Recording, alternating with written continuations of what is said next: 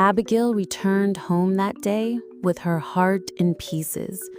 She sat by the small hearth inside their hut, tears falling silently as her thoughts spun. Am I not beautiful enough? Is that why he can't love me?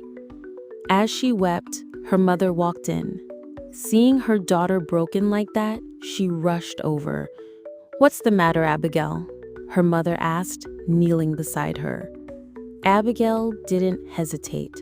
Through her sobs, she poured out everything: the mysterious man from the stream, how often she saw him, and how deeply she wanted to be with him. Who is this man? Where is he from? Who are his parents? Her mother asked sharply. I don't know where he came from. All I know is I see him every morning at the stream. I love him, Mama. I really do. But her mother said nothing more. She simply rose to her feet and walked out of the hut. The next morning, Abigail returned to the stream, her heart heavy but full of hope. And there he was, standing where the river met the stones, as if he had never left. Without hesitation, she went to him and stood close. I love you, she said softly. But he only replied, Who did you come here with? Abigail blinked, confused. I didn't come with anyone. It's just me and you. He stepped back slightly, his eyes scanning the trees. No, he said. I can feel another presence here. Someone else is watching us. Abigail looked around again, but saw no one. There, he pointed, behind that tree. With cautious steps, Abigail walked toward the tree he had pointed to, and there, hiding in the shadows, was her mother. Abigail turned quickly to call him, but he was gone, vanished, like he was never there at all. Slowly, her mother stepped out from her hiding place, eyes wide with something between fear and awe. Did you see the mark on his neck? Her mother asked. Yes, Abigail answered, still confused. I saw it. What does it mean? He's one of your kind. He's a werewolf. Abigail gasped. What do you mean, my kind? A werewolf? Are you saying I'm a werewolf? Her mother nodded slowly. Yes, Abigail, you are.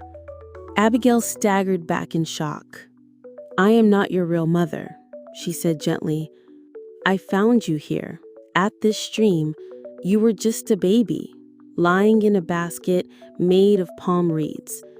I took you home and raised you like my own. You bear the same mark as the one on that man's neck. She paused, her voice trembling. As you grew, I noticed you could do things no normal child could. I searched for answers, and that's when I discovered what you truly are. Abigail stared at her, speechless. I knew the world would never accept you, so I sealed your powers, turned you into a human. It was the only way to keep you safe and let you live peacefully among people. I wanted you to have a normal life. Abigail fell to her knees, tears falling again, only this time from a different kind of pain. The man she had fallen in love with was a werewolf, and she was one too. The next morning, Abigail stood at the stream, her heart racing, her mind a whirlwind of all her mother had just revealed. The breeze rustled through the trees, but it felt like the world had stilled. Suddenly, she heard the sound of soft footsteps behind her. She turned, and there he was. He stood there quietly, his golden eyes watching her carefully. For a moment, neither of them spoke. The silence between them carried everything. Then, Abigail stepped forward. Her voice trembled, but she kept her gaze steady on him. Is it true? Are you a werewolf? He didn't answer immediately, but after a few seconds of silence, he finally replied, Yes, his voice deep yet gentle. I am. Abigail swallowed hard, then without a word, reached up to the side of her neck. Her fingers brushed the skin, and suddenly, the illusion faded. A glowing symbol appeared, the same mark that he bore. The man's eyes widened in shock. He took a small step forward, his voice breaking. You're one of us? Abigail nodded slowly, her voice soft. My mother, she's not my real mother. She found me here at the stream, in a basket. She raised me, loved me, but I was born one of you. The man stepped closer, his hands trembling slightly as he reached out to touch her cheek.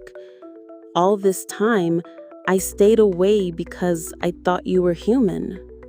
They stood in silence for a while, their hands entwined, the stream murmuring beside them. From that day on, they became lovers. He would visit her in the human world, hiding his identity, yet more open with his love. Days turned into weeks, weeks into months. Their love deepened, and his visits grew longer. One warm evening, beneath a silver moon, he held her close by the stream and said, "Come back with me, to my kingdom. Let us be together truly, as we were meant to be. Let us marry."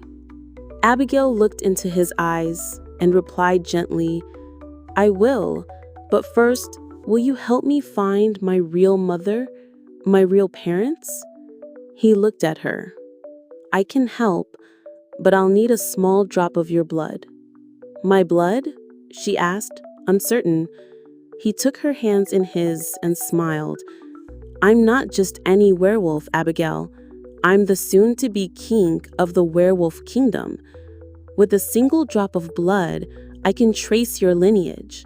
I can tell if your parents are alive and where they may be." Without hesitation, Abigail pricked her finger and let a few drops fall into his palm. He closed his eyes, murmuring in an ancient tongue. Then he gasped. "What is it?" Abigail asked, her heart thudding. He opened his eyes, sorrowful but calm. "Your mother, she's gone. She broke the sacred rule. She fell in love with a human man. You were the child of that forbidden love. She died the night she gave birth to you, just as the law demanded." Abigail's breath caught in her throat. "She was killed for loving a human?" He nodded slowly. She wiped away her tears.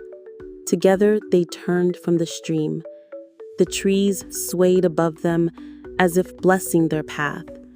When they reached the werewolf kingdom, the people were shocked but awed. Abigail's mark glowed brighter than any had seen before. The king, her lover, stood before the council and declared, "This is Abigail. She is one of us. She is my future, and the beginning of a new chapter for our people." They were married beneath the stars, with wolves howling from the mountains and the rivers singing their names.